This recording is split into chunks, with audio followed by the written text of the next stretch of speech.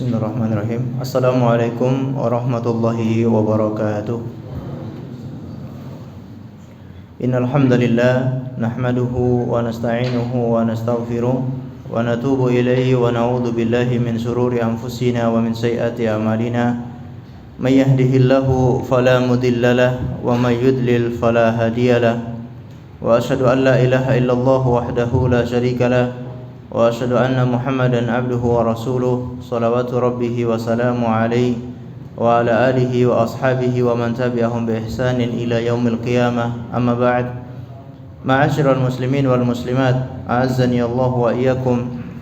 Kita bersyukur kepada Allah Azza wa Jalla karena pada kesempatan malam hari ini Allah kembali memberikan kita kekuatan, kesempatan, taufik dan hidayah sehingga kita menghadiri pengajian kita ini. Semoga Allah Azza wa Jalla memberikan untuk kita semuanya ilmu yang bermanfaat sehingga bisa kita amalkan sebagai bekal untuk menghadap kepada Allah Azza wa Jalla.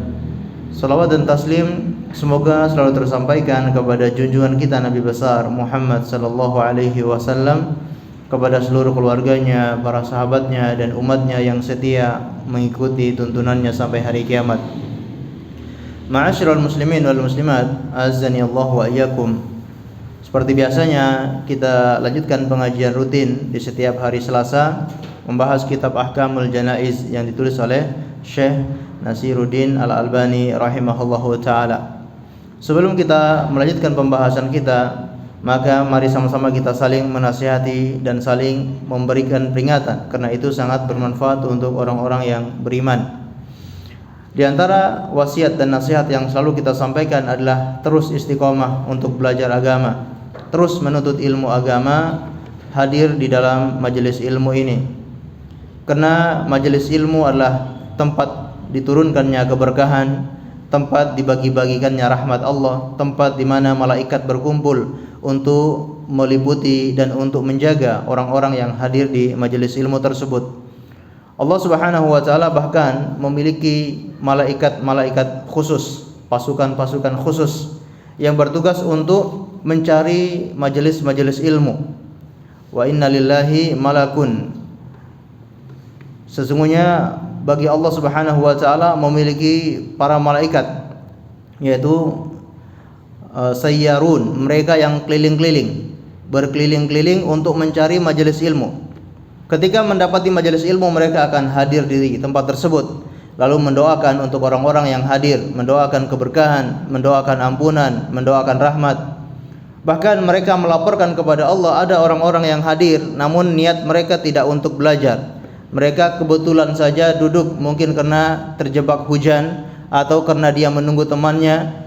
Maka mereka laporkan itu kepada Allah Azza wa Jalla. Allah Subhanahu wa taala kemudian berfirman, ulaikal qaum, mereka itulah sekelompok orang yang tidak akan sia-sia duduk bersama mereka. Mereka itulah kaum yang tidak akan sia-sia orang yang duduk dengan mereka. Artinya siapapun yang duduk di majelis ilmu, semuanya akan mendapatkan keberkahan, semuanya akan mendapatkan karunia dari Allah Azza wa Jalla. Maka beruntunglah bagi kita sekalian yang Allah gerakkan hatinya untuk hadir di majelis ilmu. Ini adalah anugerah yang besar yang tidak didapatkan oleh kebanyakan manusia. Maka terus istiqomah untuk hadir di dalam majelis ilmu, tempat yang penuh dengan keberkahan. Dan inilah tradisinya para ulama dari zaman dahulu. Mereka selalu memiliki majelis ilmu, diadakannya pengajian-pengajian di masjid-masjid, di rumah-rumah Allah. Lalu hadir kaum muslimin untuk mendengarkan tausiah, mendengarkan ilmu, dan itulah akan mendatangkan keberkahan untuk mereka sekalian. Ma'asyiral muslimin wal muslimat, a'azzani Allah wa iyyakum. Maka tetap istiqomah, terus belajar, menghadiri majelis ilmu, rutinkan walau hanya satu pekan satu kali. Syukur-syukur setiap hari hadir di dalam majelis ilmu. Masya Allah, manfaatnya sangat luar biasa. Baik, berikutnya kita akan lanjutkan pembahasan kita. Kita akan memasuki bab yang ke-15, yakni at-ta'ziyah. Bab sebelumnya tentang menguburkan jenazah dan kita sudah selesai membahas bab tersebut. Sekarang kita masuk pembahasan yaitu at-ta'ziyah. Ta'ziyah, ya. Di sini beliau membawakan beberapa poin. Wa tusra'u ta'ziyatu ahlil mayyiti, dan disyariatkannya, alias hukum ta'ziyah itu adalah disyariatkan, disunnahkan untuk ta'ziyah ahlil mayyit, kepada keluarga si mayit, keluarga yang ditinggal oleh si mayit. Dan tujuan daripada ta'ziyah ini beliau tulis di catatan kaki, ada dua tujuan yang paling utama. Wahia alhamlu ala sabri biwa'dil ajri wad du'a lil mayyit was shawab. Tujuan daripada ta'ziyah adalah untuk menghibur orang yang ditinggal mati tersebut dari keluarga mayit dengan bersabar, dengan mendapatkan pahala yang besar dari bersabar tersebut. Kemudian tujuan yang kedua, mendoakan untuk si mayit dengan pahala dan dengan ampunan. Dan ini yang disyariatkan kita sampai mensolat di jenazah, karena di dalam mensolati jenazah kita berdoa untuk si mayit. Dan termasuk juga kita mendoakan kepada keluarga yang ditinggalkan agar mereka bisa bersabar, mereka diberi pahala atas kematian orang yang mereka cintai. Di sini beliau membawakan dua hadis, wa fihi haditsan. Al-awwal an Qurrata al-Muzani radhiyallahu anhu qala. Dari Qurrata al-Muzani radhiyallahu anhu berkata, kana an-nabiy sallallahu alaihi wasallam idza jalasa yajlisu ilaihi nafarun min ashabihi. Kebiasaan Nabi sallallahu alaihi wasallam apabila beliau bermajelis, apabila beliau duduk bermajelis, maka ikut pula sebagian orang dari sahabat Nabi sallallahu alaihi wasallam. Wa fihim rajulun lahu ibnun shaghir, dan di dalam majelis ilmunya itu atau majelisnya Rasulullah itu ada seorang laki-laki yang memiliki anak yang masih kecil.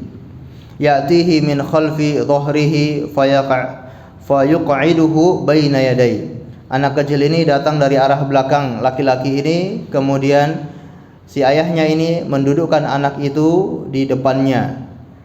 Ketika bermajelis, anaknya datang bermain, maka ayahnya ini mendudukkan anaknya di pangkuan di depannya. Faqala lahu Nabi sallallahu alaihi wasallam tuhibbuhu, maka beliau bertanya, apakah engkau mencintai anak ini?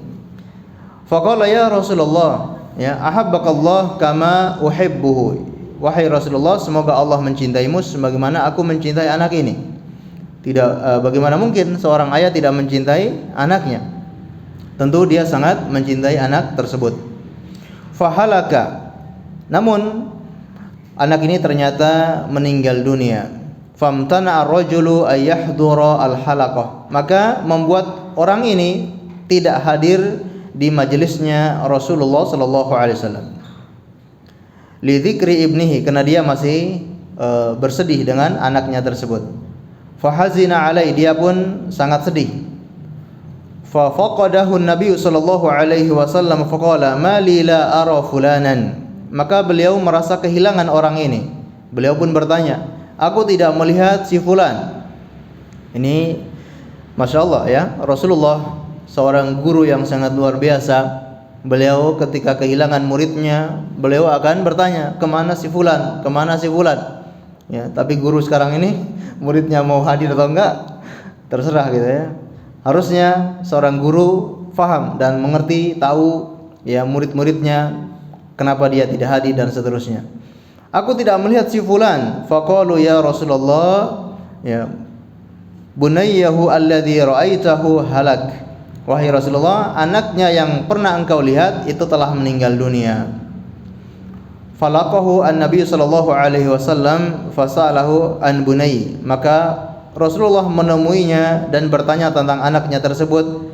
Fa akhbarahu bi annahu halak, maka diberitahukan bahwa anak itu sudah meninggal dunia. Fa'azzahu alai thumma qala, maka Rasulullah pun mentakziahi orang ini, kemudian berkata, ya fulan, ayyuma kana ahabba ilaika an tumatti' bihi umraka aw la ta'ti ghadan ila babin min abwabil jannah illa wajadtahu qad sabaqaka ilaihi yaftahu lak. wahai fulan, mana yang kamu suka? Apakah engkau suka anakmu ini dipanjangkan umurnya sampai dewasa, atau anakmu ini nanti datang pada hari kiamat, dia telah mendahuluimu di depan pintu surga, dan dialah yang akan membukakan untukmu pintu surga. Artinya dia bisa menolongmu untuk masuk ke dalam surga. Maka orang ini berkata, ya Nabi Allah, bal yasbiquni ila babil jannah fayaftahuha ilayya. Wahai Rasulullah, wahai Nabi Allah, bahkan aku lebih memilih anak ini lebih dahulu di pintu surga dan membukakan pintu surga untuk saya. Wala huwa ahabbu ilayya, dan itu lebih saya sukai. Qala fadzaka lak, maka kamu mendapatkan itu. Artinya karena dia kehilangan anaknya yang masih kecil itu, maka orang ini mendapatkan keutamaan, yaitu anaknya itu akan membantu dia atau akan menolong dia untuk masuk ke dalam surga. Faqala rajulun minal ansar, maka berkatalah salah seorang dari kalangan Ansar, ya Rasulullah, ja'alani Allahu fida'ak, alahu khosatan au likullina. Wahai Rasulullah, apakah itu khusus bagi orang ini atau berlaku juga untuk kami sekalian? Faqala bal likullikum. Kata Rasulullah, bahkan ini berlaku untuk kalian semuanya. Ini termasuk kabar gembira bagi orang tua yang ditinggal mati oleh anaknya yang masih kecil. Maka ada jaminan untuk mendapatkan surga Allah Subhanahu wa taala. Dan di sini ada sebuah kaidah bahwa ketika Rasulullah menyebutkan secara umum, maka perkara itu berlaku dengan keumumannya. Tidak boleh kita mengkhususkan sampai ada dalil yang mengkhususkan perkara tersebut.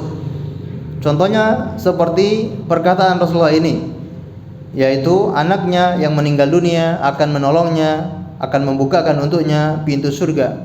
Seorang sahabat Ansar bertanya, apakah itu khusus untuk orang ini? Karena pemahaman para sahabat ketika ada keutamaan seperti ini, maka itu berlaku juga untuk semua orang. Sehingga beliau menekankan, beliau menanyakan, sehingga kata Rasulullah SAW, ini berlaku untuk kalian semua. Ma'asyiral muslimin wal muslimat, a'azzani Allah wa iyyakum. Ini dalil yang pertama menunjukkan bahwa disyariatkannya kita takziah. Rasulullah mentakziahi salah satu sahabatnya yang meninggal anaknya tersebut. Dalil berikutnya yaitu an Anas bin Malik radhiyallahu anhu anin Nabi sallallahu alaihi wasallam qala. Dari Anas bin Malik radhiyallahu anhu dari Nabi sallallahu alaihi wasallam bersabda, man azza akhahul mu'min fi musibatihi kasahu Allahu hultan khudra yujbaru biha yaumal qiyamah. Kata Rasulullah sallallahu alaihi wasallam, barang siapa yang mentakziahi saudaranya seorang mukmin karena sebuah musibah, maka Allah akan pakaikan untuknya pakaian berwarna hijau nanti pada hari kiamat. Ini juga keutamaan yang besar bagi orang yang bertakziah. Mentakziahi saudaranya sesama mukmin atau sesama muslim. Takziah tidak berlaku hanya saudara atau kerabat, tapi berlaku untuk semua orang Islam. Ketika ada saudara kita sesama Islam yang meninggal dunia, maka kita disyariatkan untuk bertakziah kepada keluarga tersebut. Ya, datang kemudian menghibur keluarganya, kemudian mendoakan si mayit. Ya. Ini balasannya akan dipakaikan pakaian, yakni pakaian kebesaran, pakaian kebanggaan nanti pada hari kiamat. Ini juga dalil bahwa disyariatkannya untuk takziah. Bahkan orang yang takziah punya keutamaan yang besar. Poin berikutnya, wa yu'azzihim bima yadhunnu annahu yusallihim wa yakufu min huznihim, yaitu mentakziahi seseorang yang kita menduga atau kita merasa bisa menghilangkan kesedihannya atau bisa mengurangi kesedihannya. Kalau tidak bisa menghilangkan semuanya, paling tidak kita bisa mengurangi kesedihan orang yang ditinggal tersebut. Wa yahmiluhum 'ala ridha was sabr. Kemudian memotivasinya untuk ridha dan sabar. Memotivasi dia untuk ridha dengan takdir Allah Azza wa Jalla. Kalau orang yang meninggal dunia itu sudah ketentuan dari Allah. Allah sudah mentakdirkan setiap yang bernyawa pasti akan meninggal dunia. Kita menghibur saudara kita tersebut dengan semua ketentuan Allah Subhanahu wa taala agar dia bersabar. Mimma yuthbitu anhu sallallahu alaihi wasallam in kana ya'lamuhu wa yastahdhuruhu.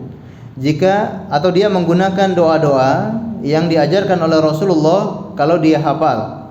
Ketika bertakziah, dia dianjurkan untuk mendoakan orang yang ditinggal mati tersebut. Dan doanya itu bisa menggunakan doa-doa yang diajarkan oleh Rasulullah kalau memang kita hafal. Kalau tidak hafal, kata beliau, wa illa fa bima tayassara lahu minal kalamul husn alladhi yuhaqqiqu al-gharadu wa la yukhalifu asy-syara'. Kalau kita tidak menghafal doa-doa tersebut, bisa kita memberikan motivasi dengan perkataan-perkataan yang baik yang tercapai tujuannya. Tujuannya untuk menenangkan saudara kita ini. Tujuannya agar orang ini bisa bersabar. Wala yukhalifu syara', namun tidak menyelisihi syariat. Kalau menyelisihi syariat maka tidak boleh meskipun tujuannya baik. Misalkan bagaimana? Oh, saya tadi melihat malaikat datang kemudian menjabat tangan si mayat ini. Dia berbohong tujuannya untuk menghibur keluarga mayat. Ini menyelisih syariat karena ngarang, ya. Karena dia berbohong, tidak boleh. Tidak harus dengan berbohong kalau untuk memberi hiburan kepada orang yang tinggal mati, ya. Nah, ini tentunya menyelisih syariat, tidak boleh, ya. Wa fi dzalika hadis, ya. Dalam hal ini ada beberapa hadis, yaitu anjuran untuk menghibur atau mendoakan orang yang ditinggal mati. Hadis yang pertama, an Usama ibn Zaid qala arsalat ila Rasulillah sallallahu alaihi wasallam ba'du banatihi anna sibyanan lahu ibnan aw ibnatan. Rasulullah sallallahu alaihi wasallam ada yang mengirimkan utusan kepada beliau bahwa cucu beliau hampir meninggal dunia. Dalam riwayat yang lain disebutkan namanya Umaymah binti Zainab, anaknya Zainab, hampir meninggal dunia. Tapi ternyata anak ini tidak meninggal. Ya, pada gilirannya dia masih diberi umur panjang oleh Allah Subhanahu wa taala sampai dewasa. Nah, ketika masih kecil dia sempat sakit atau yang sejenisnya, hampir meninggal dunia. Qadih tudirat, ya, sudah hampir sekarat. Maka Rasulullah sallallahu alaihi wasallam dikasih tahu tentang kondisi anak ini, maka beliau bertakziah, ya, membacakan doa untuk menghibur keluarganya tersebut. Doanya tersebut kata beliau, innalillahi ma akhadha walillahi ma a'ta wa kullu syai'in 'indahu ila ajalin musamma faltasbir wal tahtasib. Ini doa bisa kita ucapkan ketika menghadiri takziah. Ketika kita datang takziah, bisa kita bacakan doa ini kepada keluarga mayit.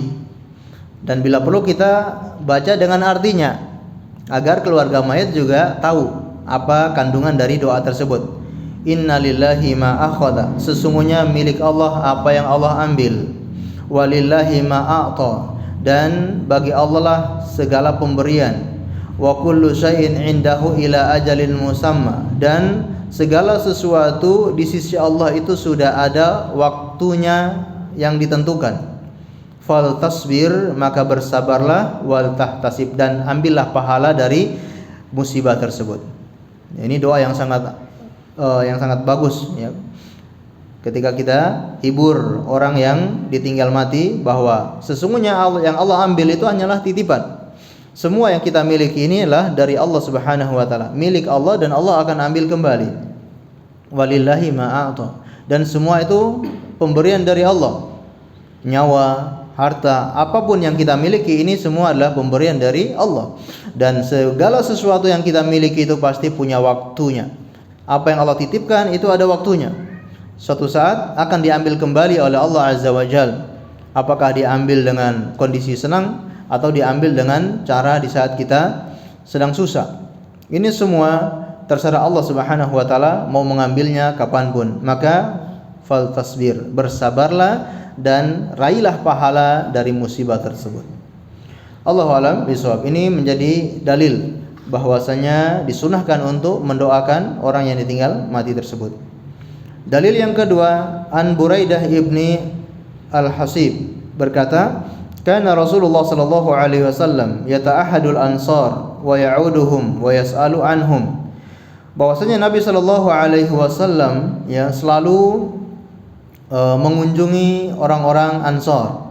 Ini bukti cintanya baginda Rasul kepada kaum Ansar.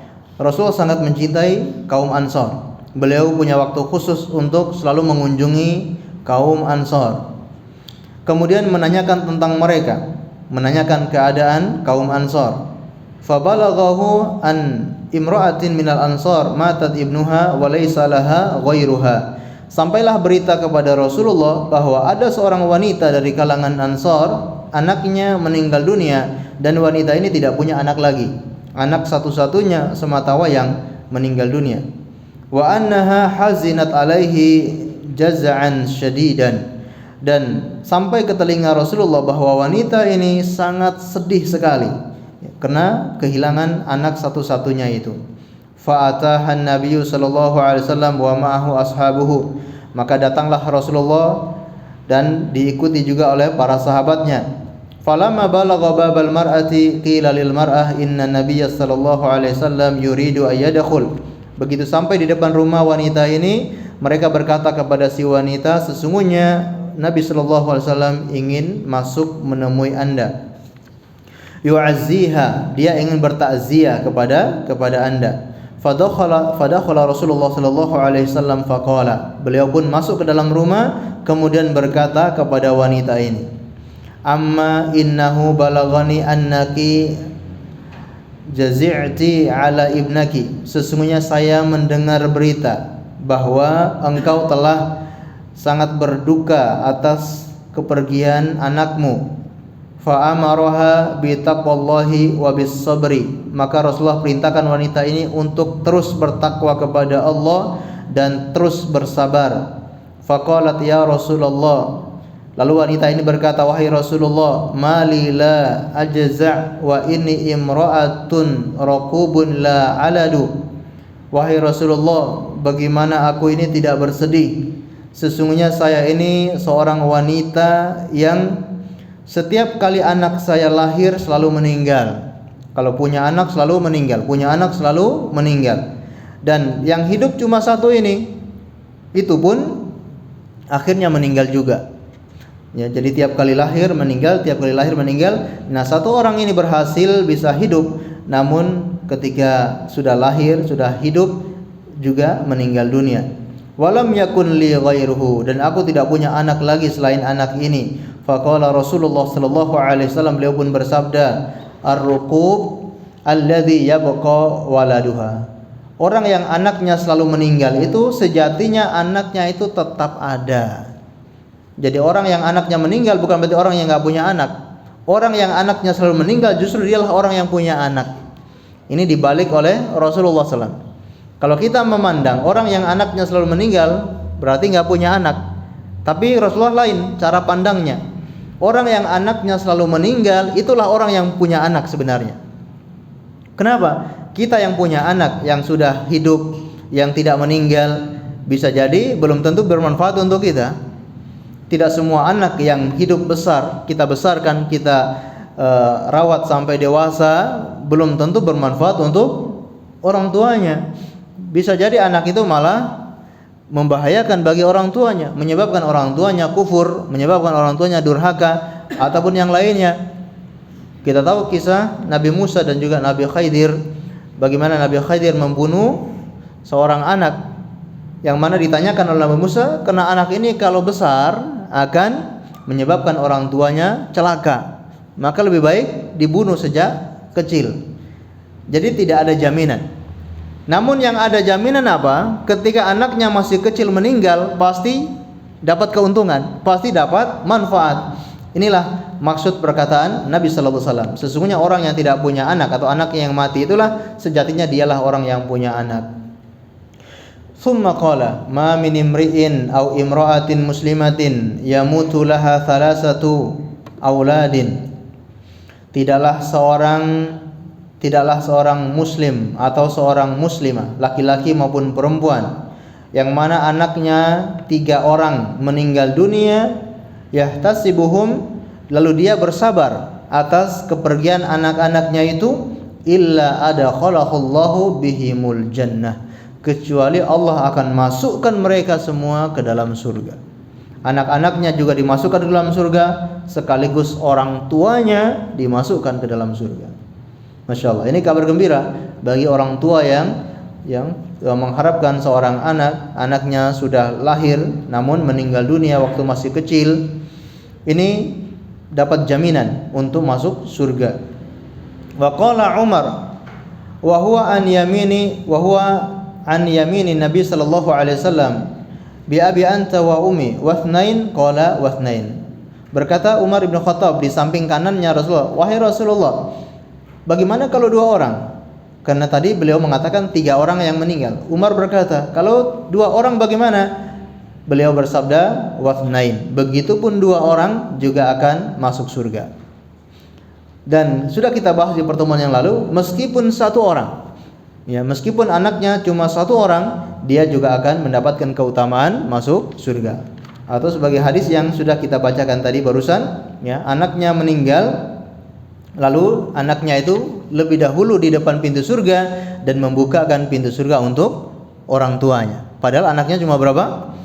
Cuma 1 orang. Jadi tidak berlaku cuma 3 orang. Bisa 3 orang, 2 orang, ataupun 1 orang pun mendapatkan keutamaan yang sama.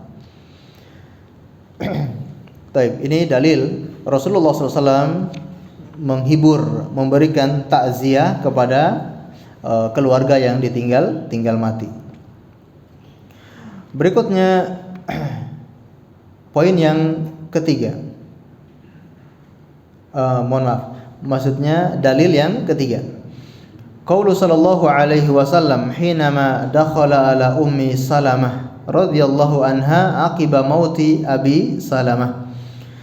Perkataan Nabi sallallahu alaihi wasallam ketika menemui Ummu Salamah tatkala baru saja meninggal suaminya, yaitu Abu Salamah.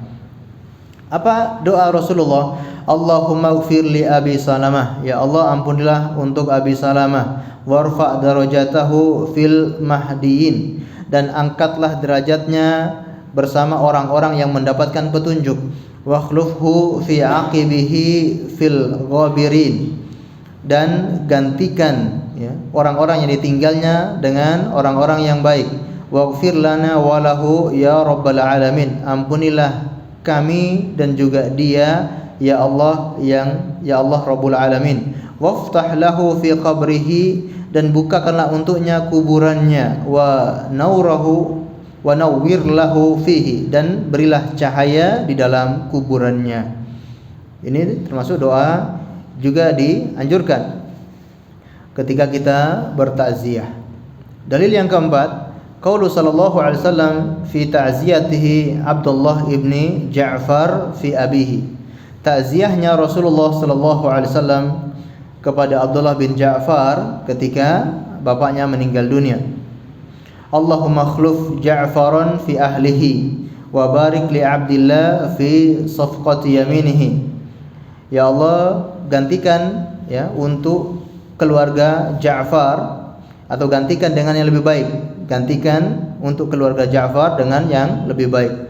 Dan beliau mendoakan keberkahan untuk Abdullah sebanyak 3 kali.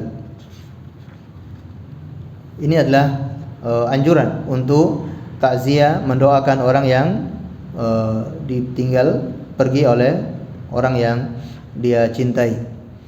Poin berikutnya, nah ini termasuk pembahasan yang penting, yaitu wala tuhaddu at-ta'ziyatu bi thalathati ayyam. la yatazawajuha. Tidak ada batasan takziah dengan 3 hari atau lebih dari 3 hari, atau tidak boleh lebih dari 3 hari. Jadi tidak ada batasan takziah itu tidak boleh lebih dari 3 hari. Karena ada sebagian pemahaman yang mengatakan takziah itu kalau sudah lewat 3 hari maka tidak berlaku lagi kita bertakziah. Nah, ini kata beliau tidak ada batasan dalam takziah. Bal mata ra'a al-faidah fi ta'ziyah atabiha. Bahkan kalau dia melihat ada faedah, ada manfaat atau ada kebutuhan untuk takziah, maka dia lakukan. Faqad thabata anhu sallallahu alaihi wasallam annahu azza ba'da thalathati min hadis Abdullah ibni Ja'far radhiyallahu anhuma. Terdapat perbuatan Nabi sallallahu alaihi wasallam bahwa beliau bertakziah setelah 3 hari. Bertakziah kepada keluarga Ja'far itu setelah 3 hari. Yang mana kita tahu Ja'far itu meninggal ketika perang Mu'tah ya. Ketika perang Mu'tah Rasulullah mengutus. Nah, di sini beliau membawakan hadis yang panjang yang menceritakan tentang gugurnya Ja'far. Beliau mengutus pasukan, kemudian yang menjadi panglimanya adalah Zaid bin Harithah. Kalau Zaid bin Harithah meninggal dunia, maka yang menjadi panglima adalah Ja'far. Kalau Ja'far meninggal dunia, maka yang menjadi panglima adalah Abdullah ibni Rawahah. Dan Abdullah bin Rawahah juga meninggal dunia. Fa akhadahu Zaid, maka Zaid yang mengambil kepemimpinan tersebut atau panglima tersebut. Allahu a'lam bishawab. Ini dalil bahwa Rasulullah bertakziah lebih dari 3 hari. Nah, di sini beliau membawakan pendapat ulama. Wa qad dhahaba ila ma dzakarna min anna ta'ziyah la tuhadda bihaddin jama'atun min ashabil Imam Ahmad kama fil insaf.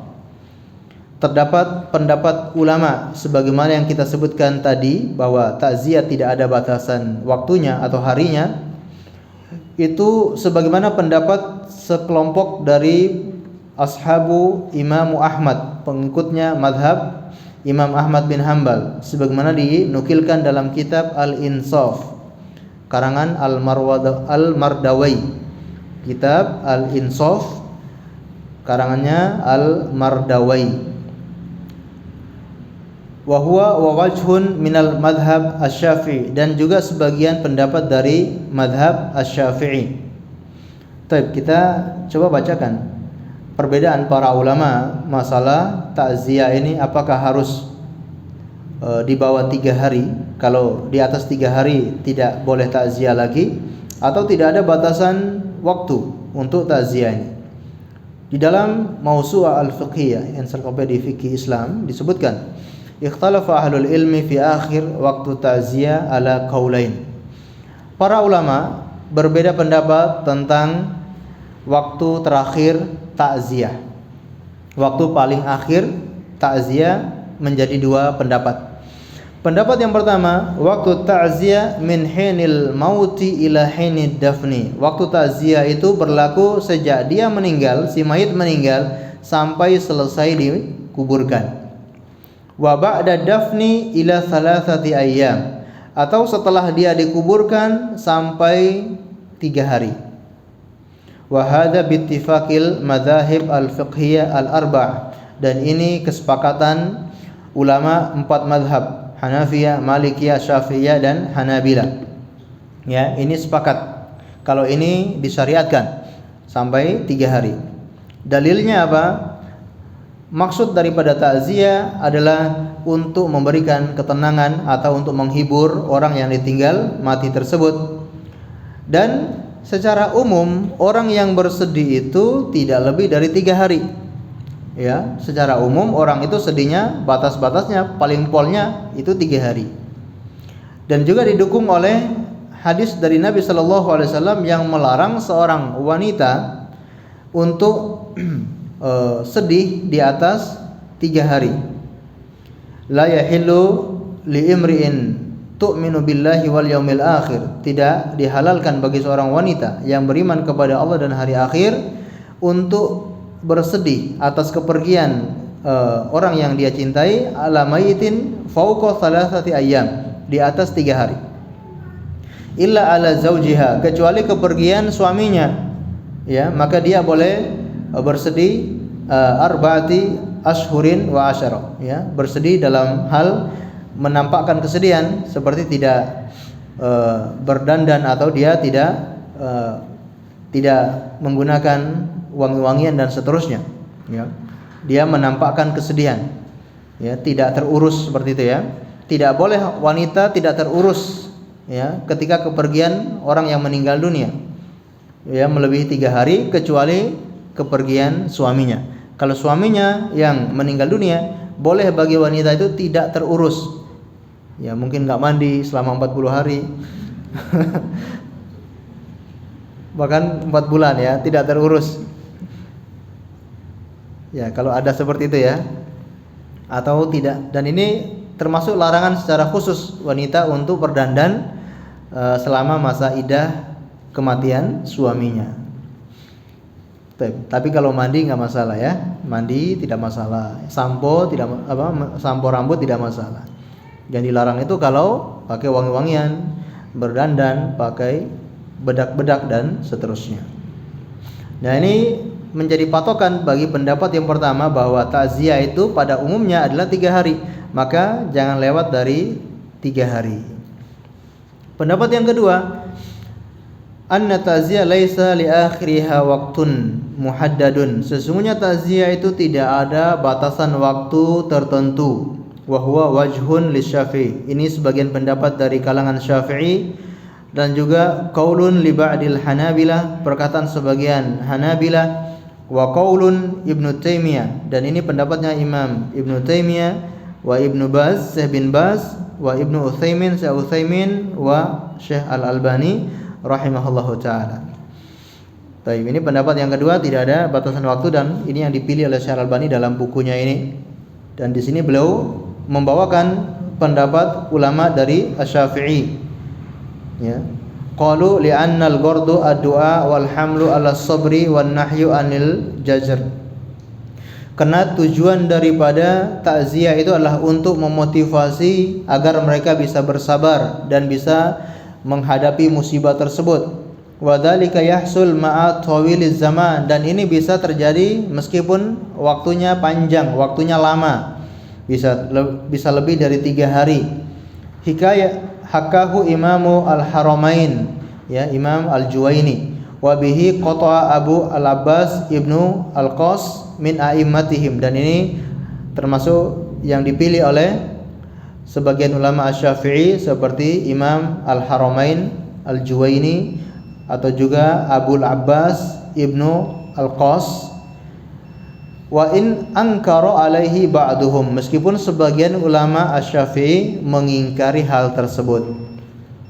Ini yang tadi kita singgung, bahwa sebagian ulama Asy-Syafi'i berpendapat batasannya adalah 3 hari. Fa inna ma dzalika min tariqi al-ma'ruf min al-madhhab la dalil, ya.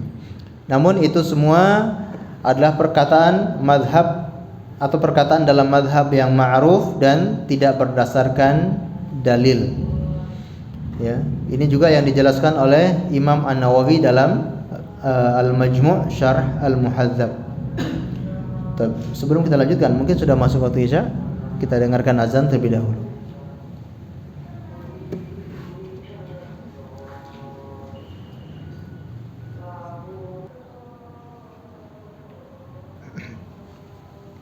Baik. Ma'asyiral muslimin wal muslimat, azani Allah wa iyyakum. Poin berikutnya, dan juga ini poin yang cukup penting yang harus kita pahami bersama, wa yanbaghi ijtinabu amrayn wa in tataba'an nasu 'alaihima. Dan seharusnya kita menjauhi 2 perkara meskipun 2 perkara ini sering dilakukan oleh kebanyakan manusia, kebanyakan masyarakat melakukan dua perkara ini, kata beliau, seharusnya dan sudah seharusnya kita menjauhinya. Perkara pertama adalah al-ijtima'u lit-ta'ziyah fi makanin khasun kadari awil maqbarah awil masjid. Berkumpul-kumpul untuk takziah di tempat tertentu, apakah di rumah, di kuburan ataupun di masjid. Ini tidak boleh, harus dijauhi. Jadi berkumpul-kumpul di tempat tertentu. Kita tahu takziah itu yang dimaksudkan oleh beliau di sini takziah setelah dikuburkan. Takziah setelah dikuburkan. Kalau sebelum dikuburkan ada kemungkinan untuk berkumpul-kumpul karena kita harus menunggu sampai selesai dimandikan, dikafani, dan kita ikut mengantarkan sampai ke pemakaman. Ini tidak masalah kalau berkumpul seperti ini. Yang dimaksudkan oleh beliau adalah berkumpul-kumpul di tempat tertentu setelah dikuburkannya mayit. Ini yang harus dijauhi meskipun kebanyakan masyarakat melakukannya. Perkara yang kedua, ittikhadu ahlil mayyit at-ta'ama li dhiyafatil waridina lil aza. Keluarga mayit membuat makanan untuk disediakan bagi para takziah. Ini juga harus dijauhi. Meskipun kebanyakan masyarakat kebiasaannya, tradisinya melakukan ini, kita yang sudah belajar, sudah mengetahui ilmunya, paling tidak berusaha untuk meninggalkan kebiasaan-kebiasaan seperti ini. Keluarga mayit membuat makanan untuk para takziah. Ini juga tidak boleh. Wadzalika hadis Jarir bin Abdullah Al-Bajali. Ini terdapat hadis dari Jarir bin Abdullah. Beliau mengatakan, kunna na'udu fi riwayatin nara al-istima' ila ahli al-mayit wa siyanati ta'am ba'da dafnihi minan niyaha. Sesungguhnya kami melihat berkumpul-kumpul di keluarga mayit atau di rumah mayit atau membuatkan makanan, si keluarga mayit membuatkan makanan setelah dikuburkan si mayit, itu termasuk daripada niyaha, termasuk meratap. Berkumpul-kumpul setelah dimakamkan atau makan-makan di rumah duka setelah dimakamkan, ini termasuk niyaha, yaitu meratap. Dan ini dosa besar. Dan di sini beliau membawakan pernyataan dari Imam An-Nawawi, dari ulama Asy-Syafi'i dalam kitabnya Al-Majmu' Syarh Muhadzab. Qala An-Nawawi wa ammal julus lit-ta'ziyah fa nass Asy-Syafi'i wal musannif ay Asy-Syirazi wa sairul ashab ala karahiyatihi. Adapun berkumpul untuk takziah, maksudnya setelah meninggal dunia, kemudian berkumpul-kumpul setelah meninggal dunia di tempat keluarga mayit. Fanassa Syafi'i, Imam Asy-Syafi'i menyebutkan dalam kitabnya Al-Um wal Musannif, ataupun pengarang kitab pengarang yaitu Al-Muhadzab, Imam Asy-Syirazi, wasairul ashab, dan seluruh ulama Syafi'i. Seluruh ulama Asy-Syafi'i melihat bahwa perbuatan itu termasuk karahiyah, perbuatan yang dibenci, perbuatan yang makruh, yang dilarang. Dan makruh di sini maksudnya adalah makruh yang haram, makruh yang terlarang. Seluruh ulama Asy-Syafi'i berpendapat bahwa perbuatan duduk berkumpul makan-makan setelah meninggal dunia atau setelah memakamkan mayit, ini termasuk diharamkan, termasuk karahah. Qalu ya'ni al-julus laha ayajtami'a ahlul mayit fi baitin fayaqsiduhum min man arada at-ta'ziyah, yaitu duduk di rumah keluarga mayit, kemudian mereka bermaksud untuk takziah. Qalu bal yambagi an yansarifu ba'da hawaijihim. Bahkan Imam Asy-Syafi'i berkata, seharusnya mereka itu langsung pergi, langsung bubar, tidak datang lagi ke rumah si mayit setelah selesai dikuburkan. Selesai urusan maka dianjurkan untuk bubar. Jadi tidak perlu lagi kumpul-kumpul. Setelah dikuburkan, tidak perlu lagi untuk berkumpul di rumah si mayit. Apakah untuk makan-makan ataupun yang lainnya. Sadafahum azzahum wala farqu bainar rijal wan nisa fi karahiyati al-julus lah. Dan ini tidak ada bedanya apakah laki-laki maupun perempuan ya dilarang untuk berkumpul-kumpul setelah dimakamkan mayit tersebut. Wa nasal Imam Asy-Syafi'i, dan Imam Asy-Syafi'i menyebutkan dalam kitabnya alladzi asara ilahi An-Nawawi, yang diisyaratkan oleh Imam An-Nawawi, wa akrahu al-ma'atim, dan aku membenci al-ma'atim, wa hiya al-jamaah, yaitu berkumpul-kumpul. Imam Syafi'i sendiri mengatakan saya membenci, dan perkataan Imam Asy-Syafi'i saya membenci, akrahu maksudnya adalah maksudnya ini perkara yang haram. Nah, termasuk kebiasaan Imam Asy-Syafi'i, beliau sangat berhati-hati untuk mengatakan sesuatu itu haram. Kalau beliau mengatakan akrahu, maksudnya adalah perkara itu haram. Yaitu apa? Berkumpul-kumpul.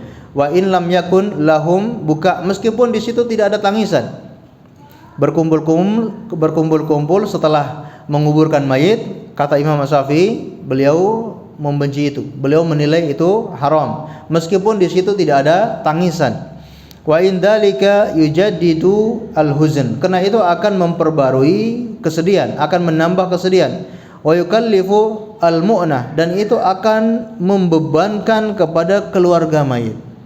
Wa shadaqa Imam Asy-Syafi'i. Kumpul-kumpul setelah kematian ini akan membebani keluarga mayit, sangat membebani. Dan benar perkataan Imam Asy-Syafi'i ini.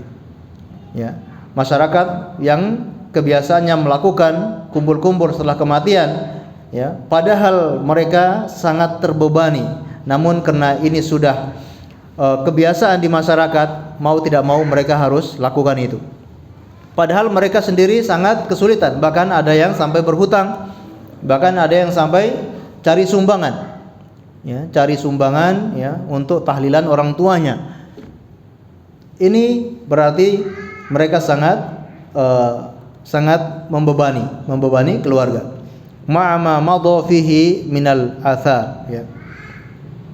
Baik, ini menjadi dalil termasuk dalam mazhab Asy-Syafi'i bahwa tidak boleh ada kumpul-kumpul, tidak boleh ada makan-makan setelah kematian. Wastadallu lahu al-musannif wa ghairuhu bidalilin akhar wa huwa annahu muhdats. Dan pendapat yang lain dari kalangan Asy-Syafi'i juga bahwa perbuatan seperti itu adalah muhdats, perbuatan yang diada-adakan, perbuatan bid'ah. Maka bagi kita kaum muslimin tidak boleh, ya, setelah kematian berkumpul-kumpul, apakah untuk makan-makan ataupun untuk membacakan bacaan-bacaan tertentu. Semuanya ini tidak ada perintah dari Rasulullah SAW dan juga tidak dilakukan oleh para sahabat Nabi. Bahkan di sini dari ulama Asy-Syafi'i sendiri, mereka membenci perbuatan tersebut. Seluruh ulama Asy-Syafi'i membenci perbuatan tersebut. Ya. Maka bertakwalah kepada Allah, para ustadz, para kiai yang mengajak masyarakat untuk memperingati kematian-kematian, memberikan atau mengajak masyarakat untuk melakukan acara-acara setelah kematian, bertakwa kepada Allah, ya.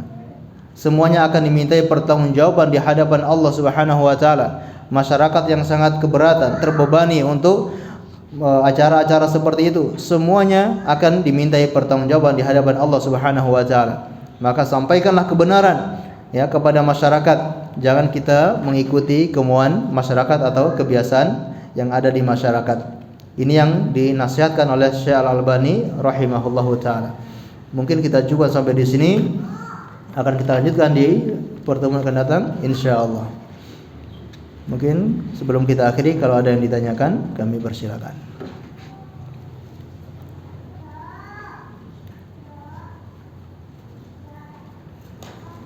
Sampun? Baik.